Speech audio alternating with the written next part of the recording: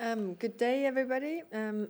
Dear Minister, dear Ararat, thank you for being here in Brussels. Հայաստանն ու Եվրոպական միությունը շարունակում են խորացնել գործակցությունը։ Այսօր նոր ռազմավարական օրակարգ ենք ընդունել։ Մենք պատրաստվում ենք աջակցել Հայաստանի բարեփոխումներին, որոնք ուղղված են Հայաստանի տնտեսության դիվերսիֆիկացիային։ Գործակցելու ենք նաև վիզայի ազատականացման եւ անվտանգության ոլորտում։ Դեկտեմբերի վերջին նախատեսում ենք ունենալ արտաքին գործերի նախարարների հանդիպում։ Անդրադառնալու ենք Հայաստանի դիմակայունությանը, ընտրություններին վերաբերող հարցերին։ Կարող ենք արձանագրել, որ 2025 թվականը կարևոր տարի է Եվրամիություն-Հայաստան հարաբերությունների համար։ Հայաստանի համար եւս կարևոր տարի է եղել։ Հայաստանն ու Ադրբեջանը կարևոր քայլ կատարեցին օգոստոսին, որով ավարտվեց տարիներ շարունակ ձգվող կոնֆլիկտը։ Դուք ունեք Եվրամիության աջակցությունը այս հարցում։ Եվրամիությունն ամեն ինչ կանի Հայաստանին աջակցելու համար։ Այսօր հայտարարում եմ 15 միլիոն եվրոյի աջակցության մասին, որն ուղղվելու է Հայաստանի դիմակայունության բարձրացմանը։ Հայաստանը նաև այլ մարտահրավերներ ունի կապված խորհրդարանական ընտրություններին ընդառաջ իրականացվող